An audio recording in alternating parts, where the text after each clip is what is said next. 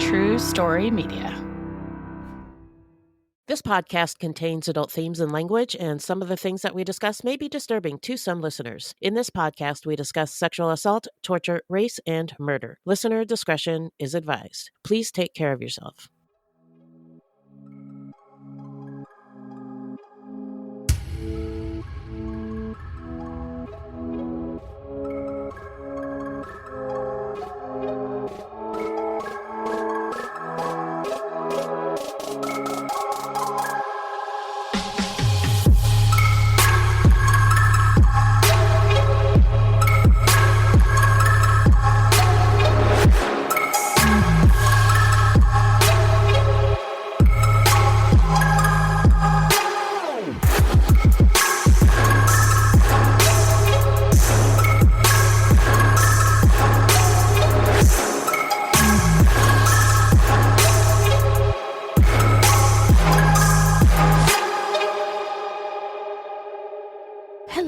Welcome to Fruitloops, Buiti Binafi, and Bienvenidos Bitches. Thank you so much for listening. Fruitloops is a true crime, history, and comedy podcast that delves into the often overlooked stories of serial killers of color and, more importantly, the victims. We take deep dives into the lives and crimes of these killers worldwide, while also examining the history, culture, and social factors that may have influenced their actions. And the reason that we cover these crimes is because they often go unnoticed by the public. And why is that? Because in the simplest of terms, the news is racist. Allegedly. And we are Wendy and Beth. She's Wendy, a Black Latinx woman, and I'm Beth, and I just happen to be white. That's just a little piece of who we are. Another piece is that although we are both fascinated by true crime, really fascinated by true crime, and we know a lot about it, keep in mind that we are not journalists, investigators, or psychologists, and the opinions expressed in this podcast are just that, our opinions. So, Beth, who are we talking about again? We're talking about Richard Ramirez, also known as the Night Stalker. Beginning in April of 1984, he went on a killing spree in California, mutilating and murdering at least 14 people. For over a year, Ramirez crept into houses in the middle of the night to rape and torture randomly selected victims. All right, let's get into it. So now we are going to dive into the stats portion of our show. Oh, wrong button.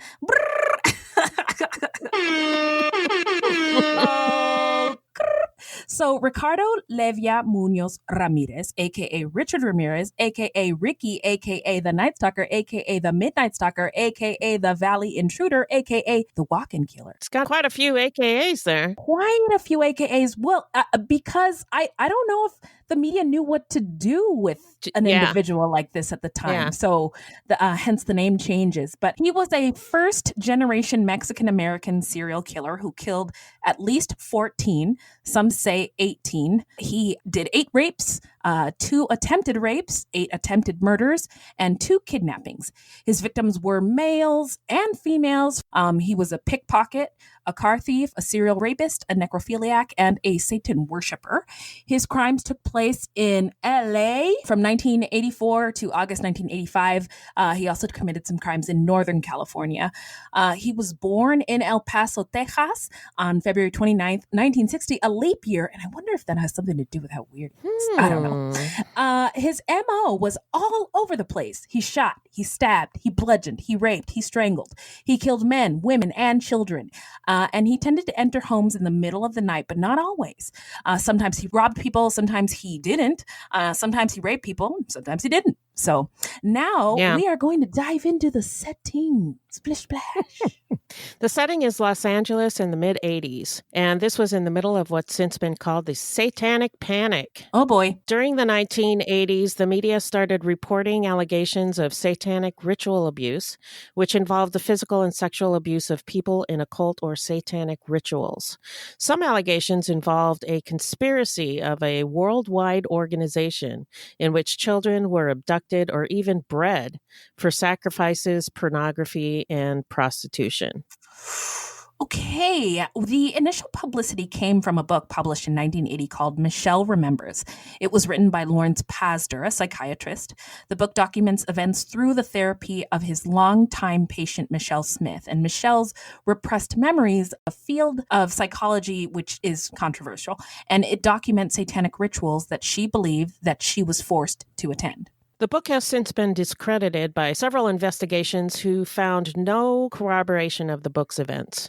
They found that the events described in the book were extremely unlikely and, in some cases, impossible. Pasdar and Smith later married, something which I find highly unethical on Pasdar's part. Yeah. So there's that. Mm-hmm.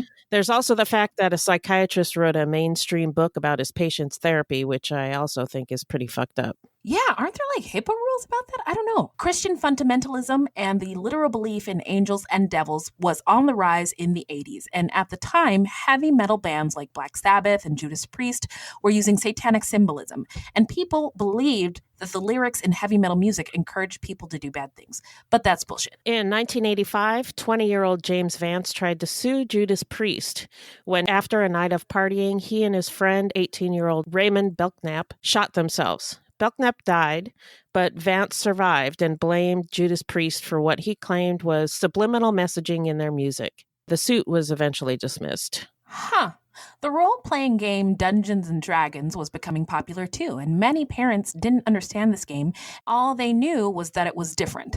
There was role-playing involved and featured scary creatures, so obviously it was satanic. And I think that you find throughout history that older people don't like or understand what younger people do. Anything. So they criticize anything it. that the young kids do. Yeah, and then they go to Congress and and it's like, what the, like, do better, society? Come on. Yeah. Kids are all right. Yes, they are. Then there was the McMartin preschool trial. In the early 80s, during the implementation of mandatory reporting laws, there was an increase in child protection investigations in the U.S.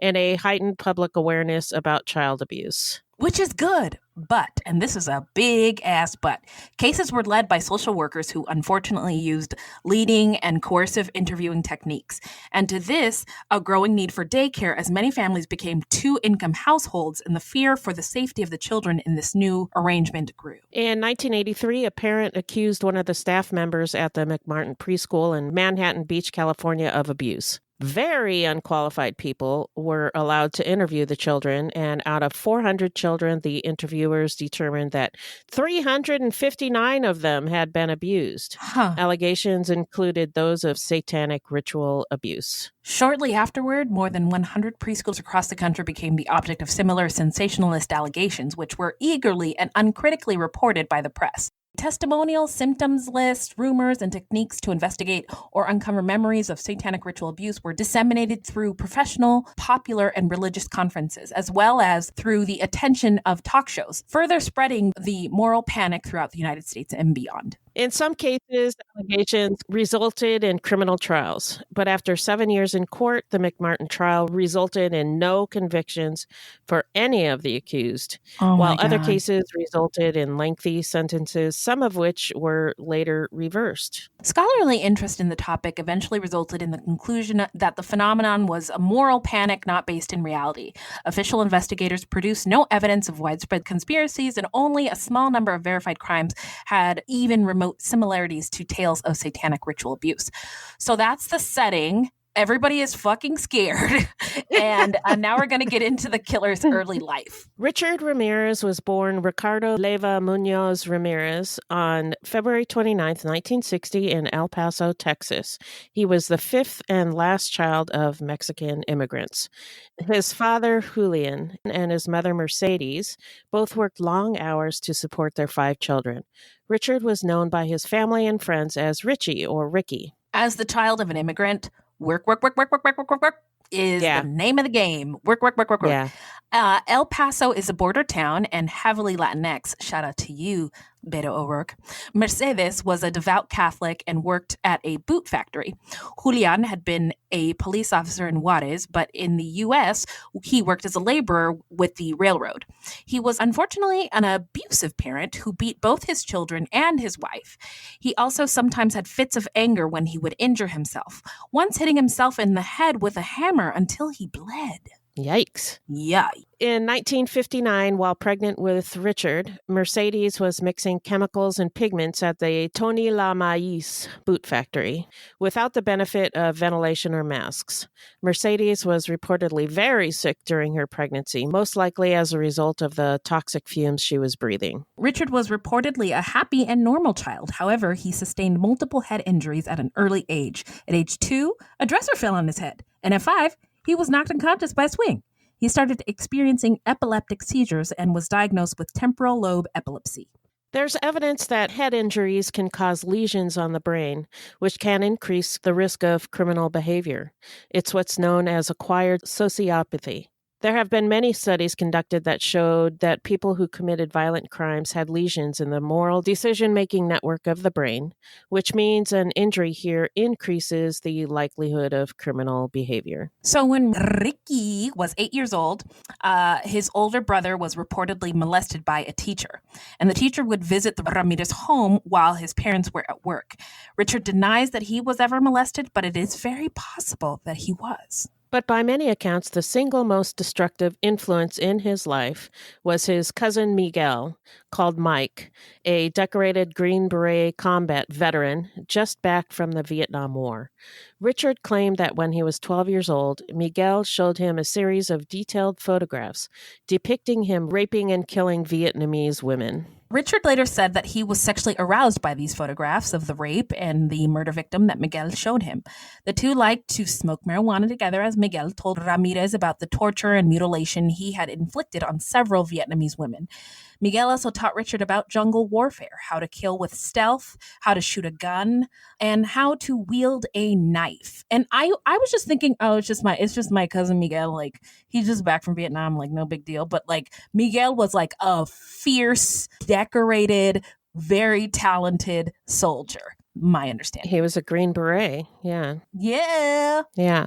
One night when Richard was about 13, Miguel and his wife Jessie started arguing, and Miguel shot Jessie in the head, killing her. Richard claimed that he was there when this happened.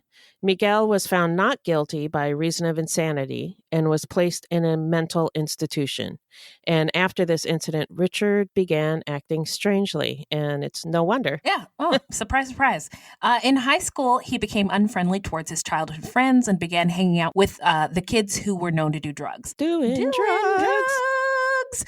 He became interested in heavy metal and Satanism. He began wandering the neighborhood at night and peeping into windows. We talked about like voyeurism last week and how like it's just too bad he didn't have the internet to like, you know, like in a safe way do his thing without hurting people. But he started sleeping in a cemetery and praying to the devil. Later, he said that being brought up as a Catholic, he became fascinated with the devil and he saw as having all of the power. Dropping out of school in the 9th grade, he began working at a Holiday Inn. He had access to a master key and would hide in rooms to watch women. One day, he attacked a woman and was in the process of raping her when her husband came back to the room. The husband beat the crap out of him. Mm-hmm. Ramirez was arrested, but the couple was from out of town. They left and they refused to come back to El Paso, so the charges were dropped. Ramirez was released, and it was his belief that Satan had saved him. Miguel was released from the Texas State Mental Institution in 1977 after serving just 4 years, and the two began hanging out again. They would get high and talk about violent sex. Sometime after Ramirez turned 18, he moved to California, where he soon became an alcoholic and cocaine addict, and his addiction got worse and worse and worse. He also smoked PCP, which I've heard literally makes people kill other people. Just saying. They don't talk about it much nowadays, but back in the 80s, there was a lot of talk about PCP and how it would make people go crazy. It was kind of like what's that stuff that people smoke that makes them like eat people? Oh, bath salts? Yeah. Let me school you on the drugs, Beth. Bath salts. And bath by the way, I know that like there was footage of a naked man biting somebody's face, but I think that the story was blown up to be more severe than it actually was. There was one case where somebody's face was pretty messed up. Oh, really? I thought it was later proved to be fake, but like I don't know anything. So, also,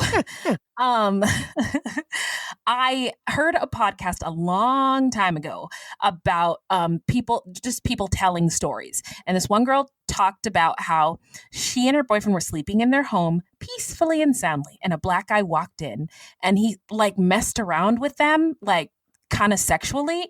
And she snuck a call to the police. And the police later told her that dude was on PCP. He was going to kill you. He was going to kill you guys. And then I think that's where I got that from. But I also, one of my favorite shows is Intervention. I just love watching.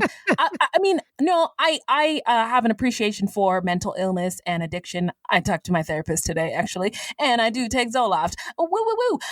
But I was just thinking that I enjoy the show because I like to, I don't know, I just think it's really interesting and fascinating. But the people who are on PCP, who are on Intervention, are wacko. I mean, fucking nuts. Yeah. So they're just far gone. Like, I know that advanced alcoholism like makes your brain, you are delusional. You know, advanced cocaine addiction it just fucks with your mind and your reasonability and judgment. And PCP does not help. No.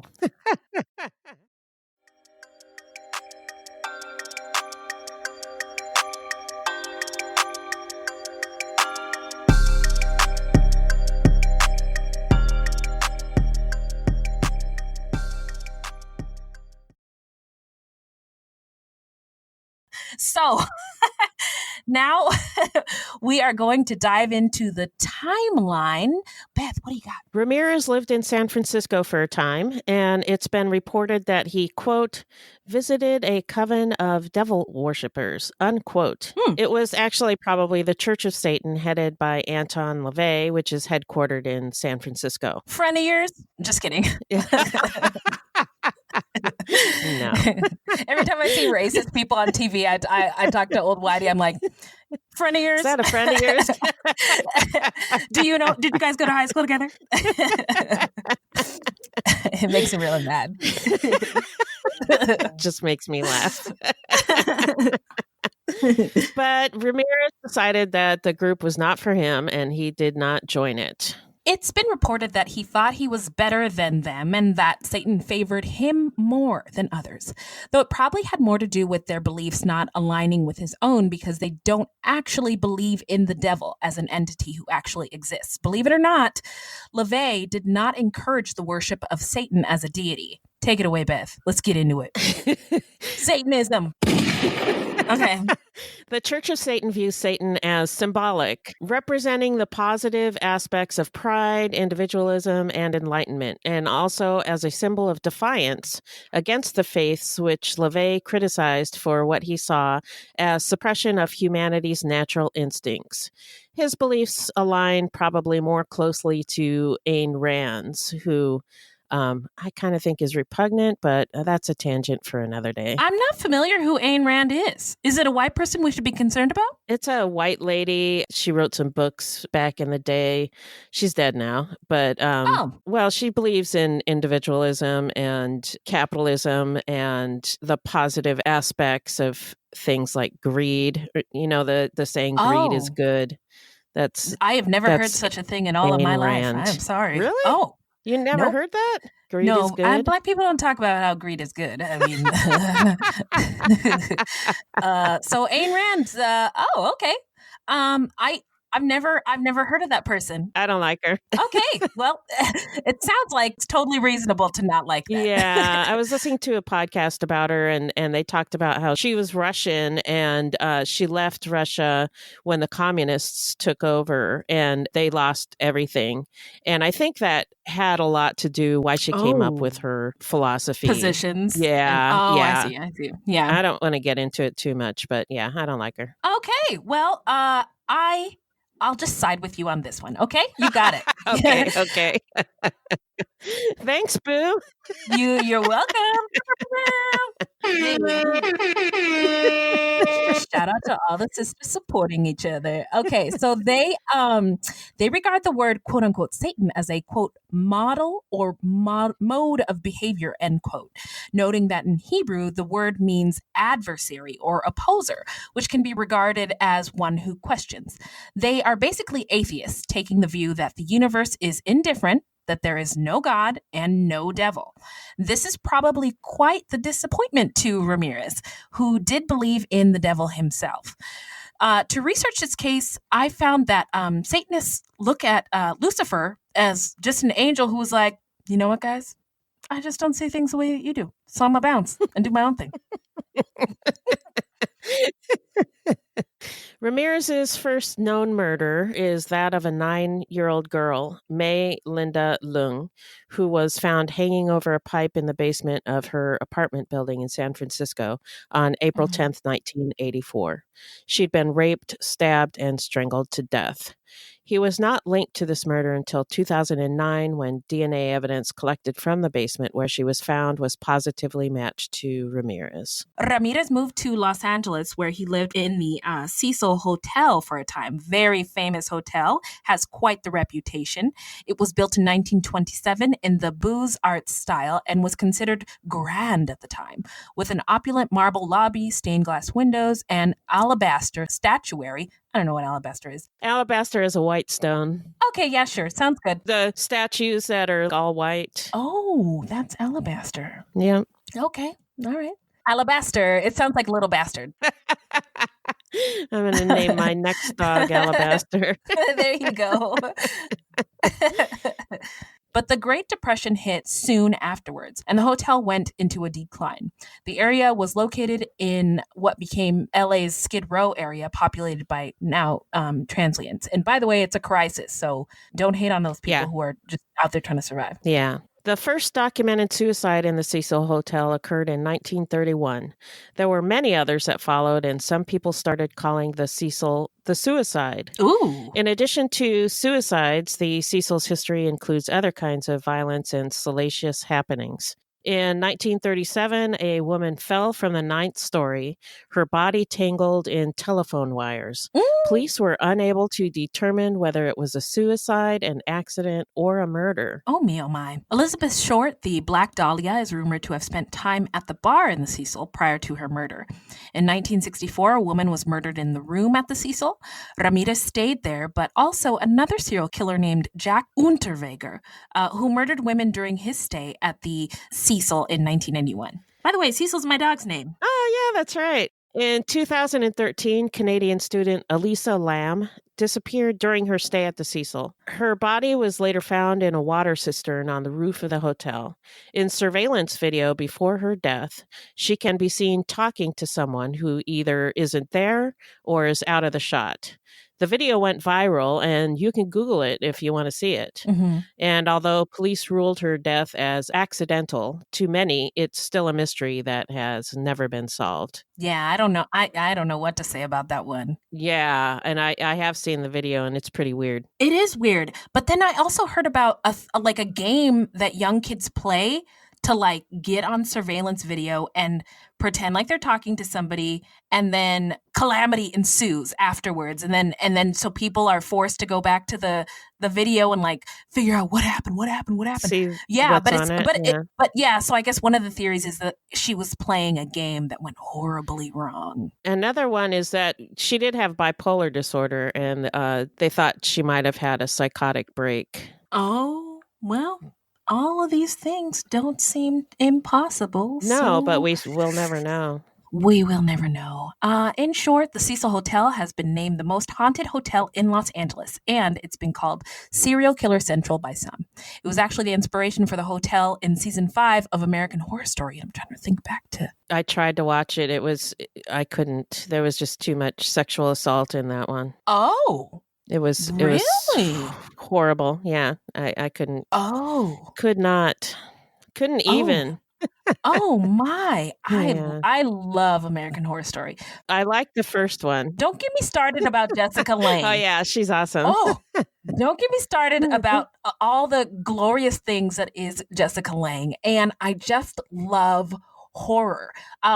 So as a Black person in the United States, I am scared all the time. And I really appreciate like manufactured horror. So I love horror movies. I love a good haunted house. The kind where I know I'm not going to get killed by anybody. It's just fun for like the 30 to 60 minutes that I'm involved in it. I just love it. I love roller coasters. I love manufactured fear. Right. Not the real kind. Not the real stuff. I feel that every second of every day. Yeah. So back to the Cecil. In one account that I found online, a woman tells a story about her father's experience at the hotel that's been part of their family lore for years. Her father would tell the story that he went to sleep one night in his hotel room, only to awaken to the feeling that he was being choked. He felt hands around his throat, but couldn't see anyone, and he thought he was going to die. Finally, the feeling left him, and he bolted out of the room and ran downstairs to the front desk. After he gasped for breath, he told the hotel clerk what had happened. The clerk told him that someone had been murdered in that room. And it was only years later when the woman who told the story on her blog that she was looking through documents and she discovered that this happened at the Cecil Hotel. When she found it listed as a former address for her father, and she asked him about it. So he'd been telling this story for years and years and years, but she didn't know it was the Cecil. And then she found out later. So is the Cecil Hotel a hotel now, or is it a museum? It's a hotel. It's called something else. I want to say it's something like On Main or Stay on Main. I think that's what it's called. Oh, okay. So it's not called the Cecil anymore, but you can go and stay there if you want to. Okay. Live show. No, I'm just kidding. So back to Ramirez. On June 28th, 1984, 79-year-old Jenny Vincow was found dead in her bedroom, having been stabbed multiple times and her throat slashed. She had most likely been raped. Police found a fingerprint on the window screen, but in 1984, there was no, automated fingerprint database, and they could not identify the perpetrator. 9 months later, on March 17th, 1985, Maria Hernandez drove her car into the garage, and Ramirez came into the garage after her before the door could close. When she got out of her car and went to unlock the inner door to her condo, she heard a sound behind her and turned to see a man pointing a gun at her. That's my worst nightmare, is somebody slipping in.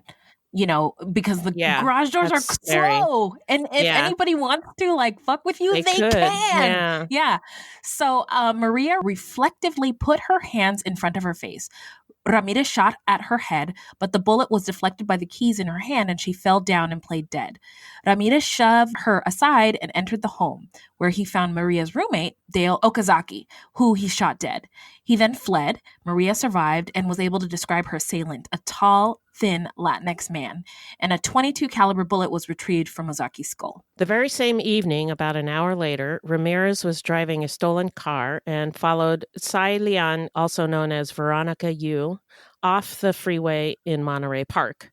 He forced her off the road, and when she stopped, he tried to pull her out of her car through the window. Jesus! And then he shot her twice in the chest. Veronica was found by police still breathing, but she later died in the ambulance en route to the hospital. .22 caliber bullets were retrieved, and ballistics showed that the two crime scenes were related. These murders caused a media frenzy, and the murderer was dubbed the Valley Intruder and the walk-in killer by the press. Just 10 days later, on March 27th, Ramirez broke into the home of Vincent and Maxine Zazara in Whittier through the laundry room window. He shot 64-year-old Vincent in the head as he lay sleeping on the couch. He then attacked 44-year-old Maxine. Maxine tried to shoot Ramirez with a shotgun, but was unable to. Ramirez was so incensed by this, and you'll find that people who fought back were treated they got worse, the worst of it. Yeah. So incensed by this that after shooting and stabbing her to her death, he gouged out her eyeballs. Yes, both of them. Her eyes were never found. Shoe prints were found in the dirt outside the house and on the top of the overturned pail that the killer used to get into the window. .22 caliber bullets were retrieved. On May 9th, 1985, an intruder entered a house in Monrovia through a kitchen window. A shoe print was recovered from the kitchen sink near the window, and a palm print was found on the sink.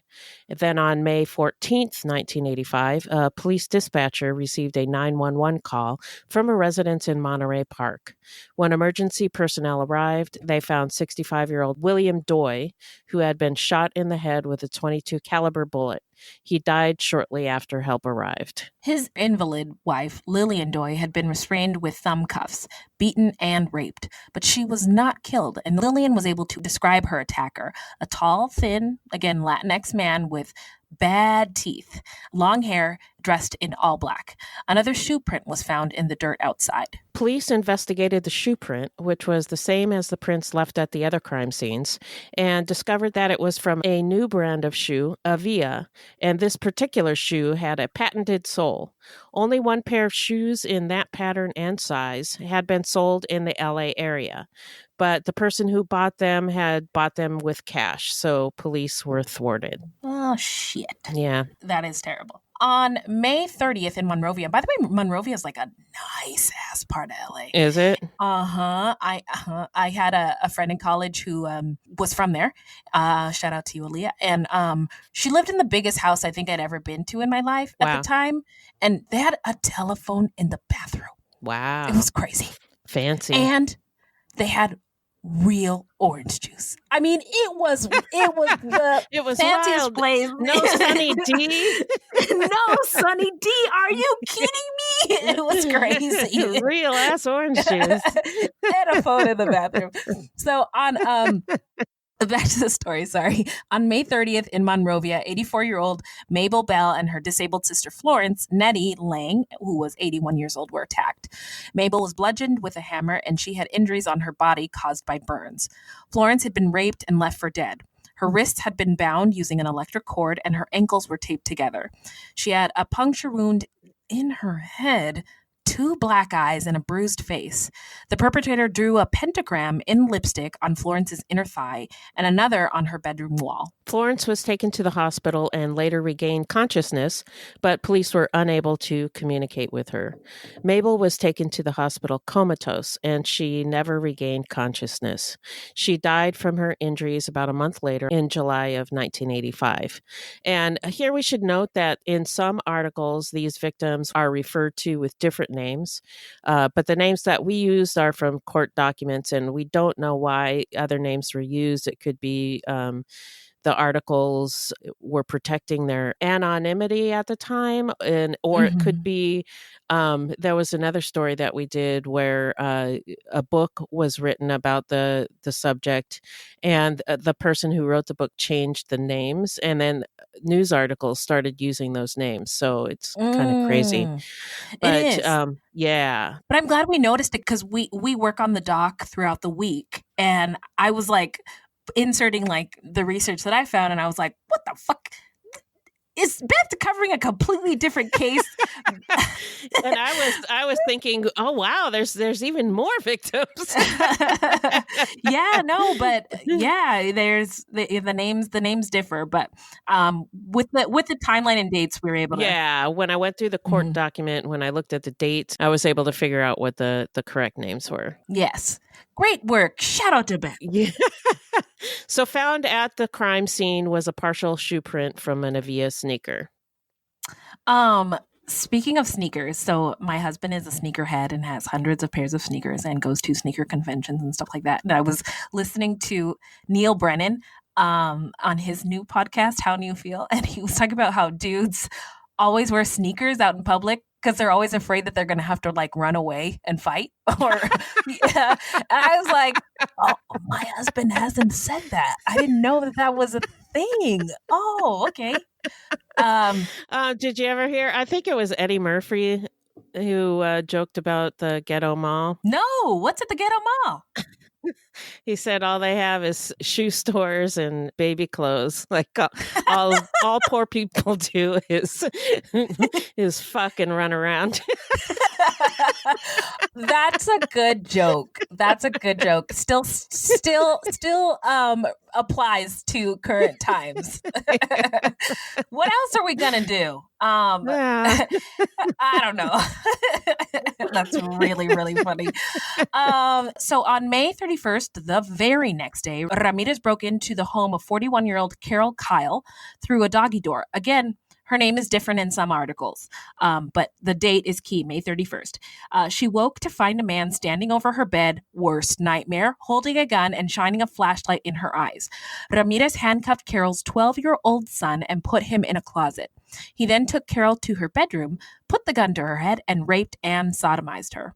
He then brought her son from the closet and handcuffed the two together to the bed. The man said, "I don't know why I'm letting you live. I've killed before." He threatened to have a friend come back and kill her if she went to the police. He then left and they did call the police. Carol described her attacker as a light-skinned Latinx man with demonic eyes, dressed all in black. Yeah, look at pictures. Google him. Yeah. She's not wrong in her description. Also, I've killed people before is not something to include on any kind of resume. Over the next few weeks, his murder rate escalated, claiming another dozen victims in a frenzy of burglary, assault, and brutal violence, complete with satanic symbols. The Los Angeles Police Department responded by putting together a dedicated task force. You know how great they are. With the FBI stepping in to assist. He began to be referred to in articles that were published thereafter as the Night Stalker. On the morning of July 2nd, 1985, Mary Cannon, a widow in her 80s, was found dead in her home in Arcadia. She had been strangled, beaten, and stabbed in the neck. Police found shoe prints from an Avia sneaker. And then on July 5th, 16-year-old Whitney Bennett was beaten with a tire iron in her room while she slept. Her cheek, jaw, skull, and arm were fractured, and she had been strangled, resulting in a fractured larynx. She was barely recognizable, but she survived, and a shoe print was found on her comforter that matched the others. So I just wanted to point out that he is killing all these people in these different cities. And one of the detectives was, in the documentary that I saw, was describing that it was really easy because LA is a sprawling place and the freeways connect everything. So it was easy for him to get from city to city, with no problem. Also, right. Arcadia, Whittier, Monrovia, those are all it's weird to me because they're really white kind of affluent areas. Upscale, yeah. Yeah. So the fact that nobody spotted this guy and was like, 911, there's a brown person in my neighborhood.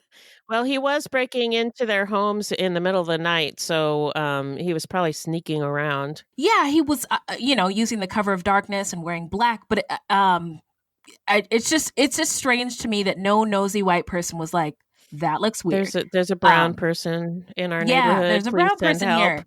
Yeah. Anyway, sometimes racism can save the day, but it didn't in this case. On July 7th, 1985, Joyce Nelson, who was 60, was murdered. She had multiple bruises, lacerations, and contusions to her face.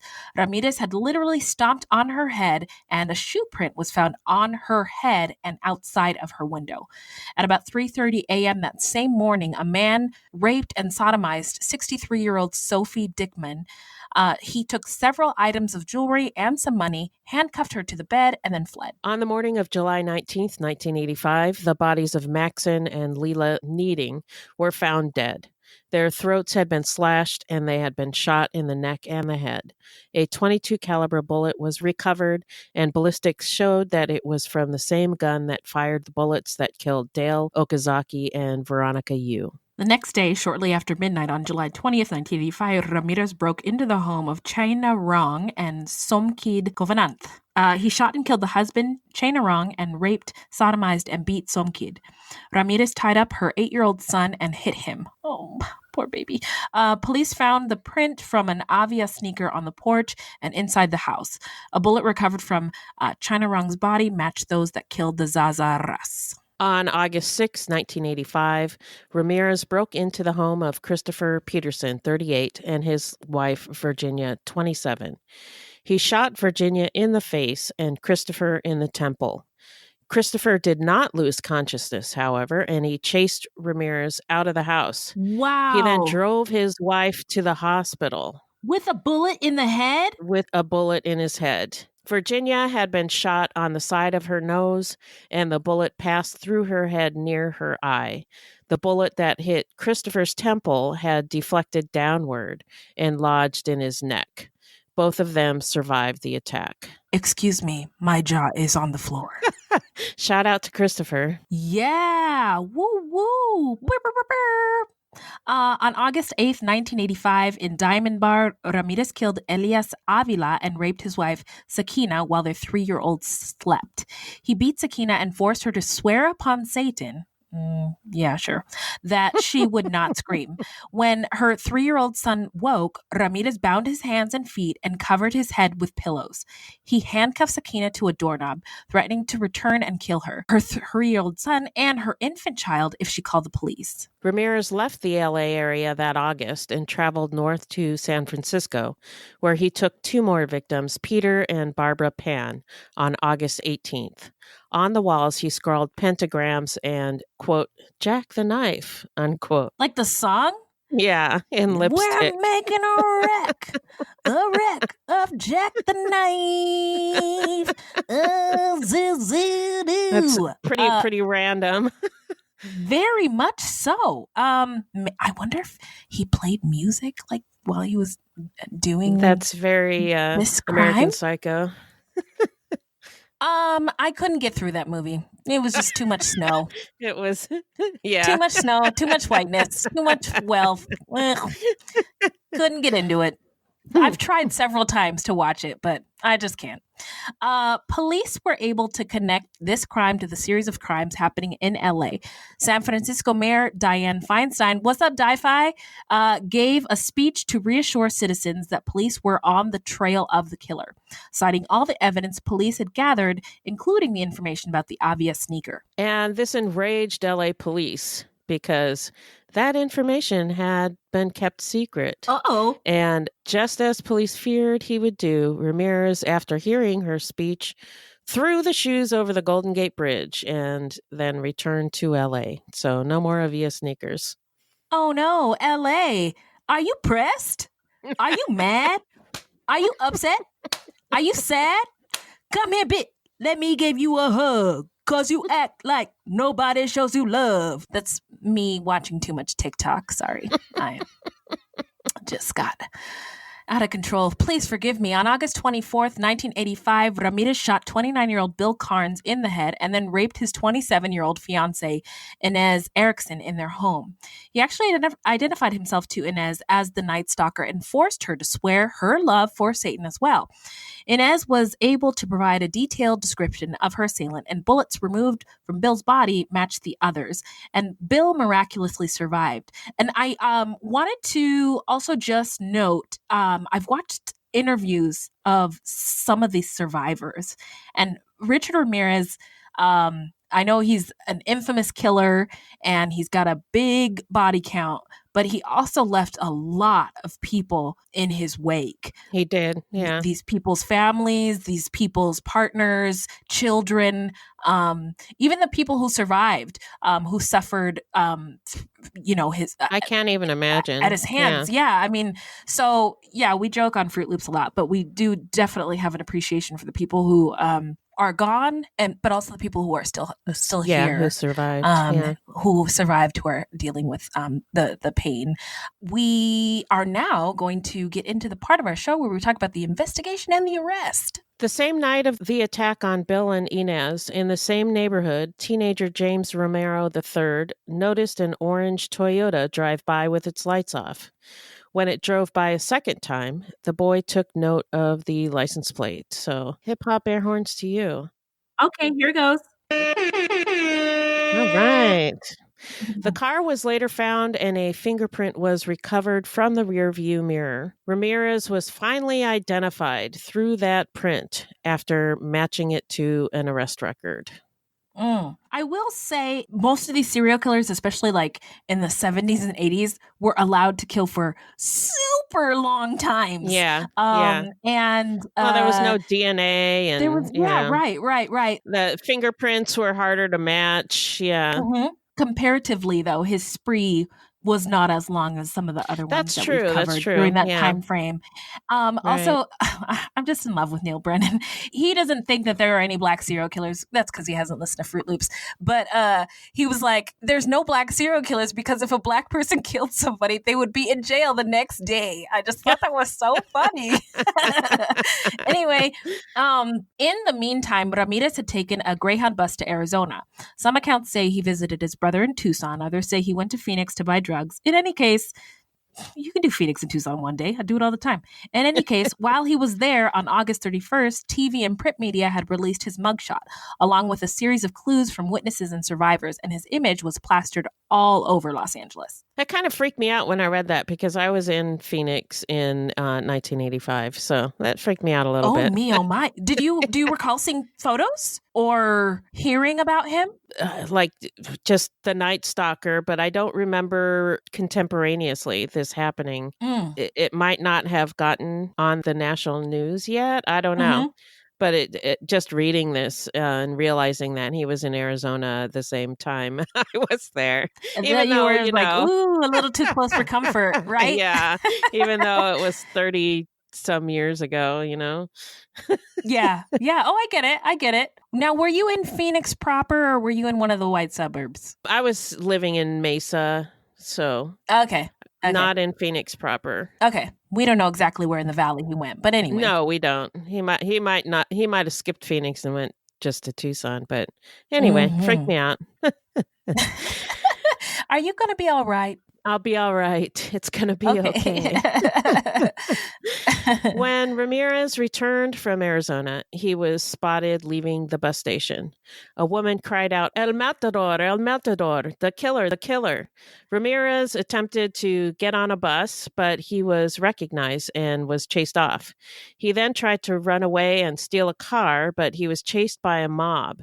40 police cars and 7 helicopters converged on the scene, and he had the shit beat out of him by the mob before the police could intervene. I just think that is awesome. It's epic. The community came together. Right. It's like justice.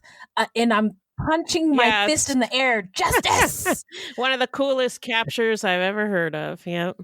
Agreed. So at the police station, Ramirez spontaneously confessed, "I want the electric chair. They should have shot me on the street. I did it. You guys got me. The stalker. Hey, I want a gun to play Russian roulette. I'd rather die than spend the rest of my life in prison. Can you imagine? The people caught me, not the police." He then laughed and added, "You think I'm crazy? But you don't know Satan." He then hummed the song Night Prowler by the band AC/DC, which I am not familiar with. Can you sing me a tune? I'm not sure which one that one is. I used to listen to AC/DC back in the day, but I don't remember anything but like Back in Black. Back in Black! And then it's there!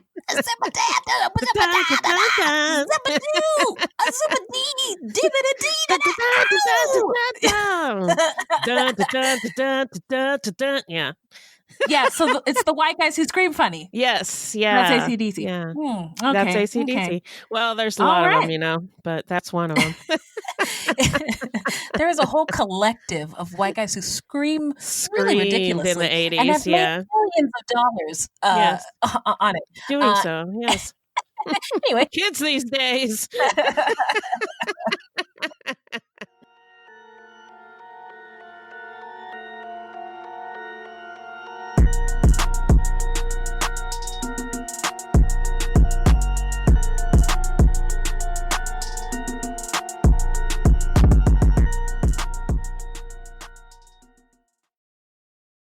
So now we are going to dive into the trial. Take us there, Beth. Ramirez was charged with 14 murders and 30 other felony counts.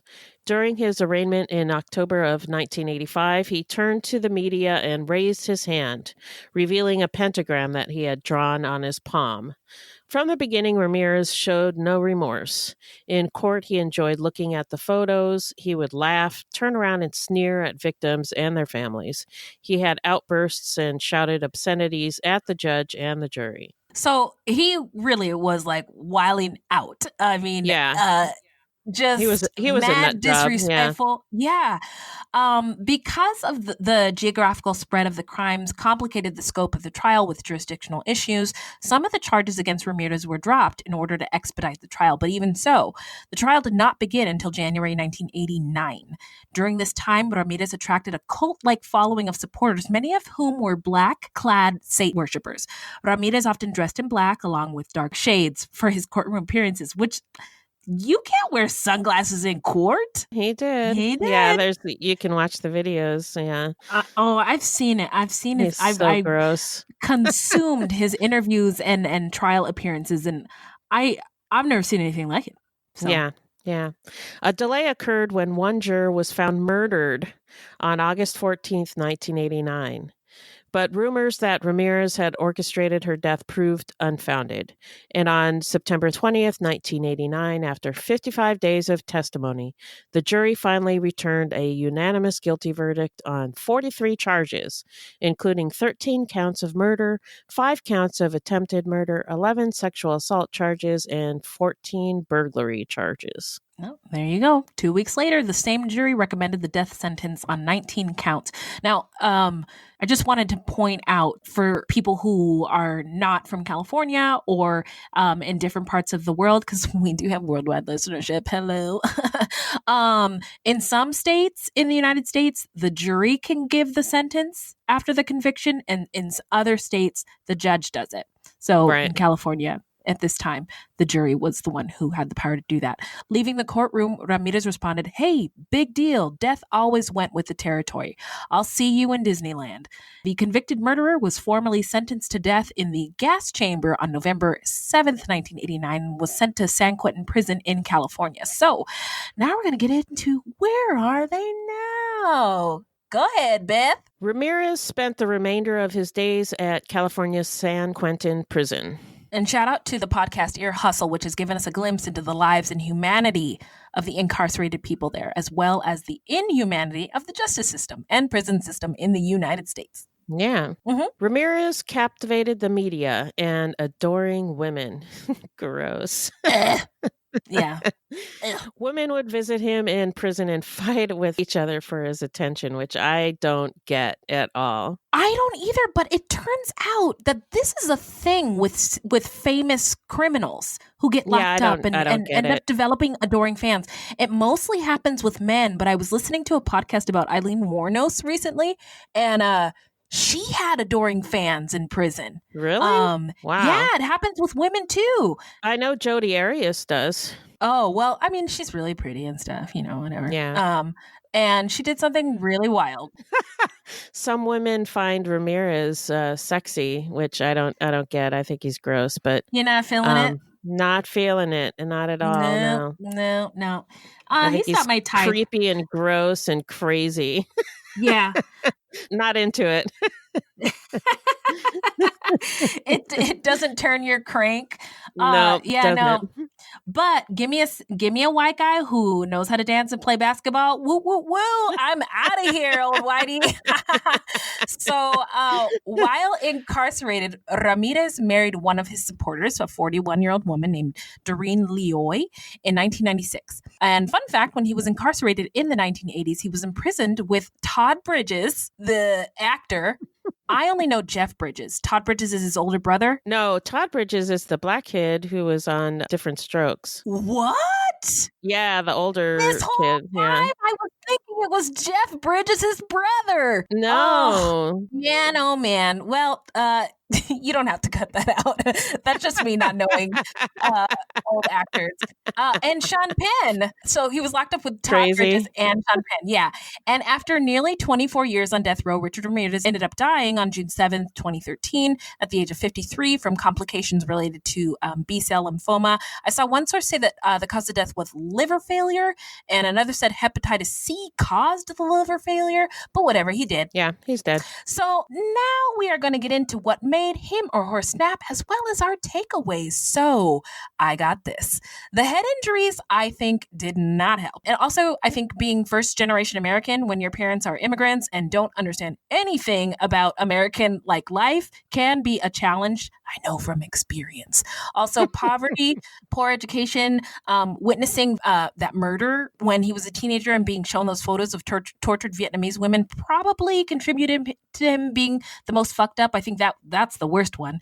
And I wonder if he had antisocial personality disorder, which I know nothing about, but I know a lot of serial killers have it. And also, I noted that he never hurt young boys. Remember, he left that 3-year-old boy. I mean, he hit him, but he didn't like kill him or mutilate him. And then there was that 12-year-old kid that he locked in the closet and he left totally untouched. And I was just wondering if something happened to him when he was a child, other than the abuse from his father, that my theory is that perhaps he saw himself in these young boys and just wasn't capable of hurting them, which is a weird aspect. Yeah, it is. And there was the allegation that he may have been sexually assaulted by a teacher. So that could be. Yeah. And I think, like you said, being a first-generation American with immigrant parents who work all the time and they're just barely getting by. Sometimes the kids are like, yeah, fuck this. I'm just going to do crime. Yeah. This work thing, this American life that you told me it was going to be so great actually really sucks. You work all the time and you don't have anything. So fuck this. Yeah. So I don't know. That could have been a thing. I don't know. Could be. And if everything that he said actually happened, the photos and witnessing the murder of his cousin's wife, that's pretty fucked up. And that would fuck anybody up in the head. Oh, yeah. But here's the thing. I don't believe 100% that those things happened. What? Yeah, I do believe that his cousin told him stories about raping and murdering Vietnamese women. And his cousin, he did murder his wife. But the other stuff, I'm not so sure about. It could have happened, but it also could be something that Ramirez cooked up in his own head. Having dealt with someone that I suspect has antisocial personality disorder, my brother, pathological lying comes with the territory. Sometimes the lies seem pointless. Other times they are created to spice up a story or to manipulate people and get sympathy.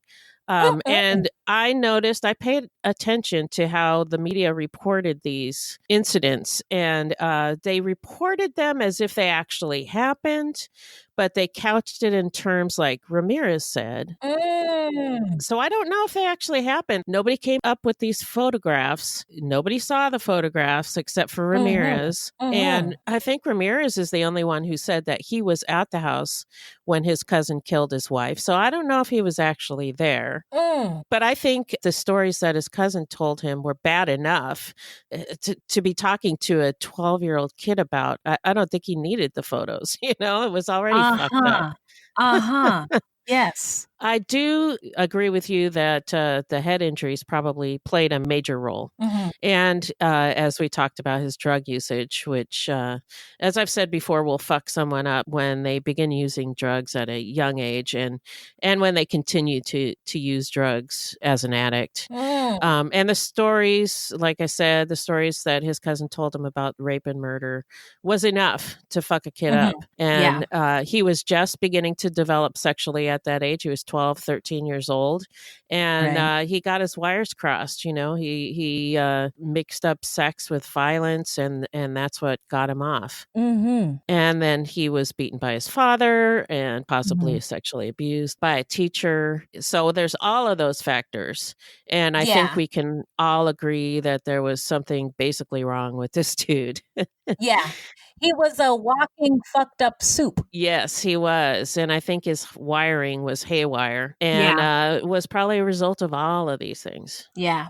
All right, Beth, where can the people find us? Our website is fruitloopspod.com, and we use Fruit Loops Pod for all of our social media. The footnotes for each episode can be found on our website. Plus, check it out for the different ways that you can support the show. You can also join us on Patreon, where we have hundreds of hours of bonus content. You can also support us by supporting our sponsors, or by giving us a 5-star review. 5 stars only, please. Also, don't forget to subscribe. That's right. Now, this is a weekly podcast, and episodes drop on Thursdays. So until next time, look alive, y'all. It's crazy out there.